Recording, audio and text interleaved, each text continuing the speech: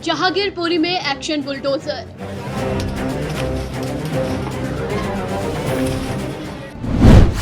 SC ने लगाई रोक।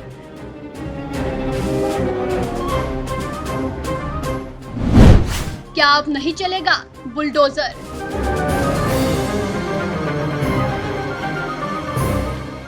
दंगाइयों से निपटने के लिए दिल्ली नगर निगम भी अब यूपी के सीएम योगी के बुलडोजर मॉडल की राह पर है। आज जहांगीरपुरी में अतिक्रमण और अवैध निर्माण पर बुलडोजर चला, लेकिन फिलहाल बुलडोजर एक्शन पर सुप्रीम कोर्ट का बड़ा निर्देश आ गया है। जहांगीरपुरी में लोगों की दुकानों और मकानों पर बुलडोजर चला तो सुप्रीम कोर्ट से बुलडोजर एक्शन पर रोक लगाने के आदेश आ गए। गुरुवार तक कोर्ट ने यथास्थिति बरकरार रखने के आदेश दिए हैं। कल यानी गुरुवार को सुप्रीम कोर्ट इस मामले की सुनवाई करेगा, लेकिन सुप्रीम कोर्ट से निर्देश आने के बाद भी बुलडोजर एक्शन रोका नहीं गया। लोगों की दुकानों और मकानों को लगातार तोड़ने का काम जारी रहा। बुलडोजर चलाने पहुंचे अधिकारियों ने कहा कि उनके पास सुप्रीम कोर्ट के आदेश अभी तक पहुंचे ही नहीं हैं, इसलिए लगातार बुलडोजर से अतिक्रमण और अवैध निर्माण गिराने का काम रोका नहीं गया। फिलहाल जहांगीरपुरी के एसएचओ और एमसीडी तक सुप्रीम कोर्ट का आदेश पहुंच चुका है, जिसके बाद बुलडोजर नहीं चलेगा।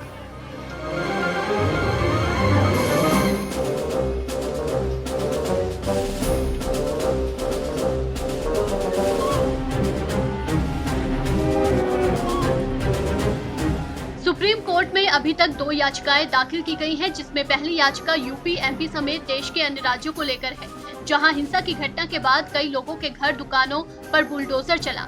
इसके अलावा दूसरी याचिका जहांगीरपुरी में एमसीडी के खिलाफ दायर की गई।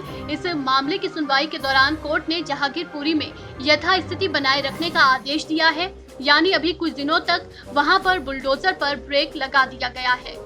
इस दौरान एमसीडी पूरे एक्शन मोड में दिखाई दी। बता दें कि जहांगीरपुरी में पुलिस को 14 टीमों में बांटा गया है। हर टीम में पैरामिलिट्री फोर्स की एक कंपनी और दिल्ली पुलिस के 50 जवान तैनात हैं। पैरामिलिट्री फोर्स समेत करीब 1500 से ज्यादा पुलिसकर्मी हिंसाग्रस्त इलाके जहांगीरपुरी में तैनात किए गए। निगम बुलडोजर चलाने के इस फैसले के बाद सुबह से ही जहांगीरपुरी में हलचल भरा माहौल देखने को मिला।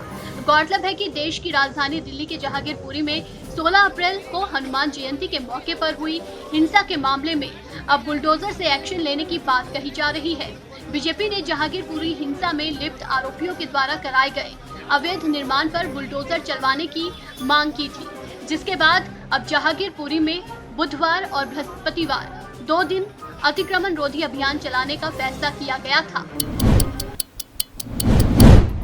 हिंसा का हिसाब, जहांगीरपुरी में चला बुलडोजर। अतिक्रमण और हिंसा के आरोपियों की अवैध संपत्ति पर सबसे बड़ी कार्रवाई। दंगाइयों से निपटने के लिए दिल्ली नगर निगम भी अब यूपी के सीएम योगी के बुलडोजर मॉडल की राह पर है। जहांगीरपुरी में अतिक्रमण और अवैध निर्माण पर बुलडोजर चलना शुरू हो गया है। उत्तरी दिल्ली नगर निगम का कहना है कि ये कार्रवाई अवैध संपत्तियों और अतिक्रमण पर की जा रही है। जहांगीरपुरी में बड़ी संख्या में पुलिस बल की तैनाती है। इस कार्रवाई को देखते हुए करीब 1500 जवान तैनात किए गए हैं। यहाँ पर 9 बुलडोजर लाए गए हैं, जो अवैध संपत्तियों को गिराने का काम कर रहे हैं।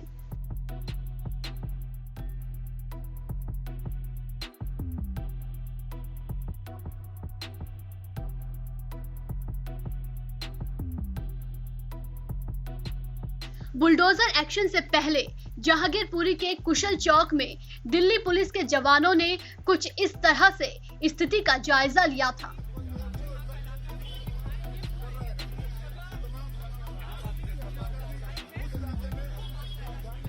बता दें कि जहांगीरपुरी में पुलिस को 14 टीमों में बांटा गया है। हर टीम में पैरामिलिट्री फोर्स की एक कंपनी और दिल्ली पुलिस के 50 जवान तैनात हैं। पैरामिलिट्री फोर्स समेत करीब 1500 से ज्यादा पुलिसकर्मी हिंसाग्रस्त इलाके जहांगीरपुरी में तैनात किए गए हैं। निगम बुलडोजर चलाने के इस फैसले के बाद सुबह से ही जहांगीरपुरी में हलचल भरा माहौल देखने को मिल रहा था। इसके लिए एमसीडी ने दिल्ली पुलिस से मदद मांगी थी और अवैध निर्माण हटाने के लिए 400 जवानों की भी मांग की गई थी। 20 अप्रैल की सुबह से ही इलाके में आम लोग अपने दुकान और सामान को फुटपाथ से समेटते हुए दिखाई दिए। साथ ही निगम के इस फैसले के बाद सुबह से ही जहांगीरपुरी में ऐसा माहौल दिखाई दिया।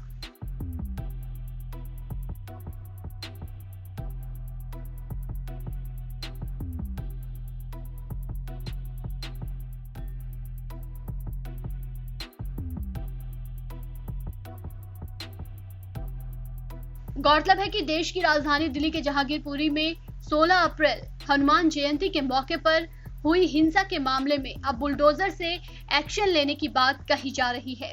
बीजेपी ने जहांगीरपुरी हिंसा में लिप्त आरोपियों के द्वारा कराए गए अवैध निर्माण पर बुलडोजर चलवाने की मांग की थी, जिसके बाद अब जहांगीरपुरी में बुधवार और बृहस्पतिवार 2 दिन अतिक्रमण रोधी अभियान चलाने का फैसला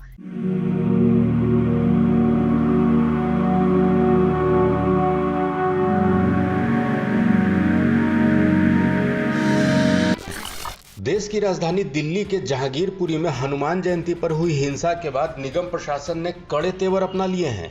केंद्रीय गृह मंत्रालय ने भी कड़ी कार्रवाई के निर्देश दिए थे। इसी बीच बुधवार को उत्तरी दिल्ली नगर निगम ने हिंसा वाली जगह पर अवैध अतिक्रमण के खिलाफ कार्रवाई का फैसला लिया। हालांकि सुप्रीम कोर्ट ने यथास्थिति बनाए रखने के निर्देश दिए हैं। जहांगीरपुरी में अवैध अतिक्रमण के खिलाफ बुलडोजर की कार्रवाई को लेकर कांग्रेस सांसद राहुल गांधी ने भी केंद्र की मोदी सरकार को घेरा है।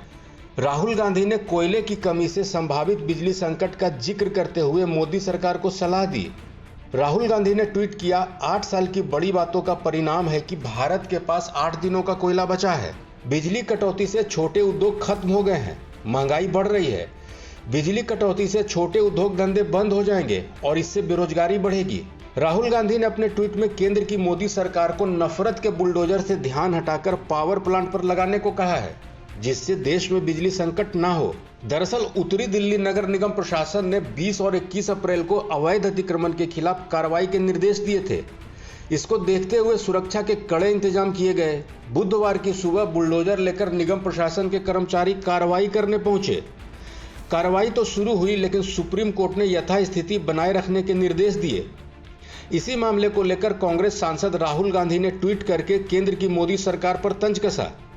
राहुल गांधी ने मोदी सरकार को नफरत के बुलडोजर की जगह कोयला संकट दूर करने की सलाह दी। दरअसल देश के कई राज्यों में बिजली संकट गहराने की आशंका जताई जा रही है। पंजाब और महाराष्ट्र में कोयला की कमी हो गई है। इसी मामले को लेकर कांग्रेस नेता राहुल गांधी ने केंद्र सरकार पर बुलडोजर की कार्रवाई के बहाने निशाना साधा है। बताते चले कि हनुमान जयंती के मौके पर दिल्ली के जहांगीरपुरी में निकली शोभा यात्रा के दौरान हिंसा हुई थी।